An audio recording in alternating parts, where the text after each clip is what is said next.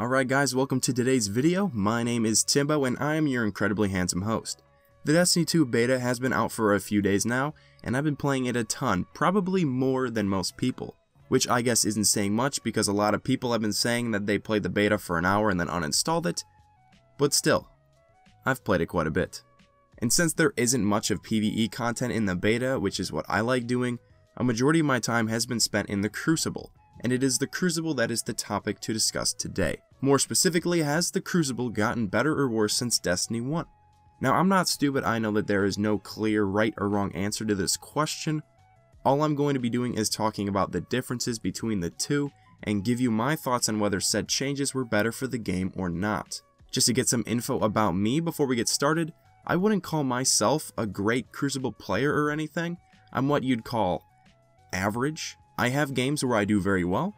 I have a good amount of flawless Trials of Osiris tickets under my belt, but I will admit there's also times where I would have been better off giving the controller to my grandma to play instead. I am better than Nkooch though. LOL. And before we go any further, I know that there's a few of you out there that maybe you're looking for another episode of The Mystery Behind to come out today, and well, this isn't it. The series isn't going away or anything, it's just that with the beta out this week, I've put a ton of more videos on my plate, so I just didn't get around to it. I wanted to make videos like the one you're seeing right now, so you're going to have to wait an extra week for it to return. However, there is still something you can do to get involved and fill your mystery behind needs, because I'm going to let you all vote to decide who you want to see in next week's episode. I know there's other ways of doing this, but the easiest for me is to have a poll on my Twitter, so I've selected 2 characters to choose from, and all you gotta do is click the link in the description, follow me, and vote between the 2 characters I've selected. Polls end on Sunday, and the winner, like I said, will be the star of the video a week from today. But now that we've gotten all that out of the way, grab your Fellwinter's Lie, Thorns, and Potato Routers, because it's time to talk some Crucible. So I think a good way to start is to look at a lot of the common complaints I've been seeing in regards to Destiny 2's Crucible so far. And being honest, there aren't too many. In my opinion, there's really only one. It's boring. Personally, I'm not really one of these people, but I can totally see where they're coming from. So many of the changes that Bungie made to PvP was to stop the various cheeses that plagued Destiny 1's Crucible for so long. A plethora of special ammo, annoying grenades like stickies, powerful abilities like the shoulder charge, damage over time effects, imbalanced weaponry and metas, tons of easy one-shot kills. All of these things and more are some of the attributes of the Crucible that made it a laughably bad experience at times. And all of these things and more have been point for point addressed in Destiny 2's version of the Crucible. The only thing that's different about it is the fact that it has been dealt with in a way unlike anything the Destiny community has seen before. In the past, Bungie tried and tried again to alter a problem with the game to try and fix it. A good example of this is special ammo. When the game came out, you could have tons and tons of special ammo. As time went on and the reign of the rangefinder, shot package shotguns, and final round snipers came into play around the time of House of Wolves, Bungie limited the amount of special ammo a person could carry. This moved to several changes with special ammo down the line. It took longer to spawn in, the radius to pick it up became smaller and smaller, and soon it's where we see it today, where you lose special ammo upon death. This to me was merely a temporary solution to the problem. And you can compare this to how they dealt with heavy ammo, shotguns, hand cannons, etc. With Destiny 2, Bungie is dealing with the problem by giving you the equivalent of Luke Smith covering his ears and saying la la la la la la la la as they sweep the problem under the rug by making weapons like shotguns and snipers in the heavy or now power ammo slot as it's called, giving weapons fixed roles, picking the subclass perks for you, etc. In my opinion, this isn't all bad though. Power ammo spawns in more frequently than heavy would, especially in Countdown, and I think that not giving you something all the time makes it feel more special and fun when you're actually able to obtain it. Limiting the amount of time you hold a certain weapon or have a certain ability allows Bungie to make said weapon or ability very powerful without breaking the game. I think that shotguns are in a good spot. They're powerful, but they should be. They're a power-up. Snipers, on the other hand, could use a buff. I think that making them a 3-shot to the body is kind of overkill. Honestly, in my opinion, this is the only problem with Destiny 2's Crucible, is that Bungie took things too far and made it boring in result. The same can be said with abilities. Supers are super rare and grenades take an eternity to recharge.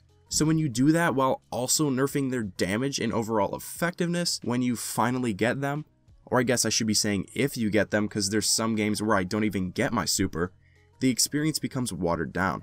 It's one thing to nerf damage, but to also make them less available is too much. You have to do one or the other. It takes 3 melees to kill someone now. Shoulder charge isn't a one-shot anymore. Stickies aren't a one-shot anymore. It takes 3 snipes to the body to get a kill. Supers don't have as much health. And on top of all of that, these things are limited. Even when I get my super at the end of the game, rarely has there ever been a time where I'm able to kill 3 or 4 enemies. Because there's only 4 people on the entire opposing team. And more often than not, they're not all standing in the same exact place. Destiny 2's Crucible, in result, is all about primary gunfights, which is a good thing in theory. Bungie eliminated a lot of the cheesy one-shot kills, which can also be seen as a good thing. But at the same time, Destiny is a game about your abilities, so not being able to use them is what makes the game boring for a lot of people. Why have them if they're not gonna do anything for you? Does this mean that the Crucible experience in Destiny 2 is bad? No. Does it mean that it's worse than Destiny 1? In my opinion, not at all. Destiny 2 doesn't have a perfect Crucible experience, but it definitely isn't worse than Destiny 1. I think that it is much closer to becoming the best that it can be, but in order to do so, these two games need to meet somewhere in the middle. Destiny 2 had too much dumb, unpredictable things going on, and Destiny 2 is just gun shoot man with other gun, nothing else special about it. I'm fine with the change to 4v4, I don't think it slows down the game or anything. The spawns can be a bit crazy at times, but that can be fixed. I don't have a problem with snipers and shotguns in the power slot, as long as they're powerful when you're actually able to wield them. I'm okay with dying to a super. Supers should feel powerful. As far as grenades, they can honestly stay where they are in terms of power, as long as they become more available. Otherwise, just buff them. Destiny 2 has a much more balanced, less frustrating Crucible experience, but at the moment it's a tad too bland for a lot of people's liking. I think if you made those changes and some others that I didn't cover, the Crucible in Destiny 2 can be really fun while still being able to achieve this competitive MLG nonsense that they're totally trying to go for here. If only they implemented competitive play at launch. That would be nice. Now there's a whole other side to this argument, but it seems as though I've already covered that, so there's no need to talk about it. A few weeks back, I made a video discussing how the Crucible hurts the PvE content in Destiny, and if balance comes at a cost. It is still very relevant now, so if you would like to continue the discussion, you can join me over in that video by clicking on the card in the top right corner of your screen. But that's all I got for you guys. Like I've said, I've got other things I want to talk about in regards to the Destiny 2 beta, so if you're new and that sounds appealing to you, make sure to subscribe. We have donuts. If you want to help decide who will be in next week's episode of The Mystery Behind, click on the link to my Twitter in the description. But that's all I got, guys. I'm pretty sure this will be pretty divided, so make sure to let me know what you like and dislike about Destiny 2's Crucible. Leave a like if you enjoyed, subscribe if you're new. Thank you all so much for watching, and as always, I'll see you in the next one.